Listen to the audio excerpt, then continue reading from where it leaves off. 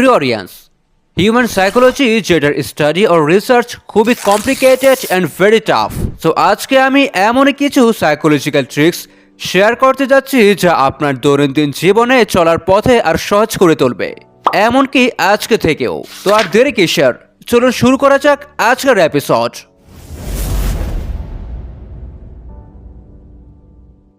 Number 1, আপনি যদি কাউকে প্রশ্ন করেন এবং সে যদি উত্তর দেয় বা তার প্রতি উত্তরে মনে হচ্ছে সে আপনার সাথে মিথ্যে শেয়ার করছে, আর এমত অবস্থায় আপনি এই ট্রিক্সটি ব্যবহার করতে পারেন। আপনি কিছু না বলেই সাইলেন্ট হয়ে তার চোখের দিকে তাকিয়ে থাকবেন এবং সে যা বলবে আপনি তাই খুব মনোযোগ সহকারে শুনবেন, কেননা আপনি তার চোখের দিকে তাকিয়েই বুঝতে পারবেন যে সে খুবই টেনশন ফ্রি এবং নার্ভাস ছাড়াই কথা বলছে কিনা। আর যদিও সে বলে থাকে তাহলে সে ওই জায়গা থেকে রীতিমতো কেটে যাওয়ার ব্যবস্থা করবে। তখনই এমন এক প্রশ্ন করে তাকে বিস্মিত করে তুলবেন। নাম্বার 2, এটা আপনার সাথে কতবার হয়েছে যে মানুষগুলো আপনাকে দেখছে, আপনার দিকে তাকাচ্ছে, বা আপনাকে কিছুতেই পাত্তা দিচ্ছে না, বরং আপনাকে আরো ইগনোর করছে, তাও আবার এদিক ওদিক তাকাচ্ছে। এমন সিচুয়েশনে ফেসে গেলে আপনি হাই তুলে দিতে পারেন। এর রিজনটা হচ্ছে যে আপনাকে লক্ষ্য করছে, সে একইভাবে আপনাকে নকল করবে। দ্যাটস মিন সেও আপনার দেখা দেখি হাই তুলবে, because it's a contagious action. Number 3, আপনি যদি কাউকে রিকোয়েস্ট করেন তাও আবার বিছানায় শুয়ে শুয়ে, এই রিকোয়েস্ট করাটা আপনার জন্য খুব ইজি হবে, বাট অপর প্রান্তে থাকা লোকটি আপনার রিকোয়েস্টের ভ্যারিয়েবল কিছুটা হলেও কম দেবে, যার ফলে আপনার নিজের পার্সোনালিটি আপনি ডাউন করে ফেলছেন।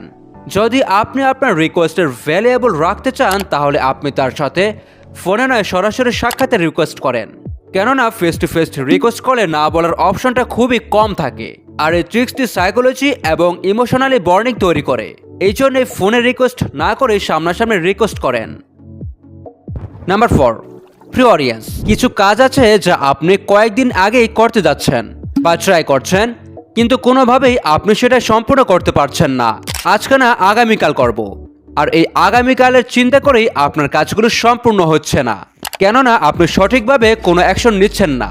শুধু আপনি না, 99% মানুষই এই ভুলটা করে থাকে। সাইকোলজি বলে আপনি রাত্রে শোয়ার পরে আপনার মাইন্ডকে ফ্রেশ করে চিন্তা করুন, কোথায় কাজ করবেন, কিভাবে কাজ করবেন, বা কত মিনিট সময় লাগবে, তা মনে মনে কমপ্লিট করুন, অ্যান্ড নেক্সট ডে আপনি অ্যাকশন নিন, দেখবেন আপনার কাজ কমপ্লিট হয়ে গেছে। নাম্বার 5, আপনি কোথাও বক্তৃতা দিতে যাবেন বা ইন্টারভিউ দিতে যাবেন বা কারোর সাথে মিট আপ করতে যাচ্ছেন, কিন্তু আপনার ভিতর নার্ভাস ফিল হচ্ছে, আপনার ভিতর অ্যাংজাইটি কাজ করছে।